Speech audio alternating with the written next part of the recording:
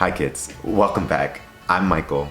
Today we're revisiting the history of the creation of Negro History Week and really zooming in on the purpose of Black education. So we've talked about the creation of Negro History Week, which led to Black History Month, and we've talked about the creation of Black Studies on college campus. Yeah, Black History, Black Studies, that's not the same thing. Kinda. Carter G. Woodson and the predominantly Black women K-12 teachers and Black intellectuals that helped create and sustain the study of Black history during Jim Crow were participating in a tradition of Black people studying that helped fuel the creation of Black studies programs in colleges. Got it. Carter G. Woodson wanted Negro History Week to celebrate and display the history they were learning all year round. Woodson wanted Black teachers to resist the Eurocentric, individualistic logics they were trained under. Negro History Week was about bringing into being new scripts of knowledge for Black students to learn from, scripts with new visions of the world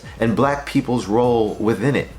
He would not be impressed with the current day approach to Black history, reduced to lighthearted Black contributions to helping America become America without questioning the goals of the United States in the first place. Negro history was intended to challenge the anti-Blackness that was integral to the American schooling itself, especially the curriculum. While Woodson desired to inspire pride in students, it was even more critical to develop in them a questioning attitude towards existing conditions and to understand the causes of such traditions.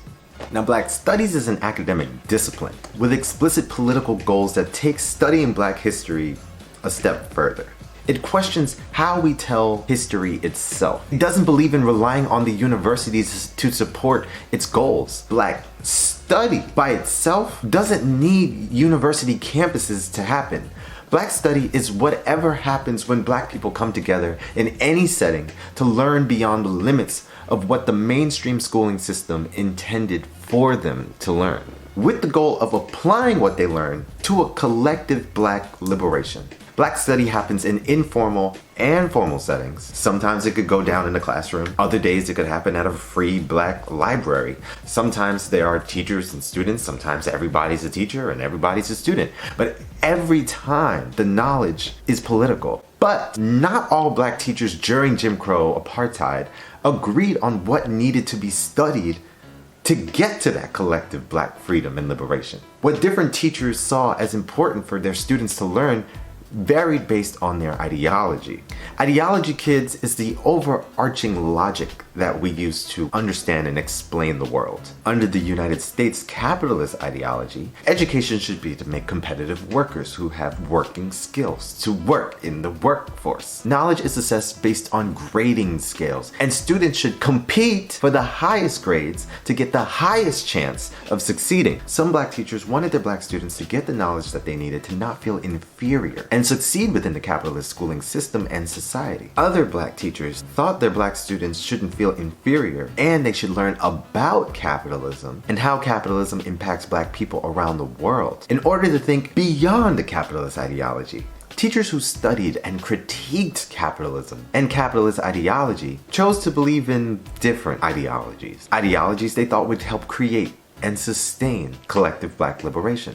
These ideologies couldn't be taught in formal K-12 classrooms. So certain Black teachers had to find independent Black educational spaces to teach and learn. We've talked about examples of these types of places like the Black Panther Oakland Community School, but we also have other examples of these kind of spaces before formal school desegregation during Jim Crow, which brings us to today's story, kids. William Patterson's Lincoln School for Social Science. Patterson's Abraham Lincoln School for Social Science was located in Chicago, Illinois. William Patterson, founder of the Civil Rights Congress and one of the leading lawyers of the Scottsboro 9 case, began the Lincoln School as a Black working-class-centered adult school for labor education. The Lincoln School taught courses in Negro history. Their team also taught courses in music, art, film, Spanish, Russian, French, German, and literacy. The school tried to challenge white supremacists and capitalist culture with every aspect of the curriculum. The Lincoln School for Social Science was one of the first ever to teach a course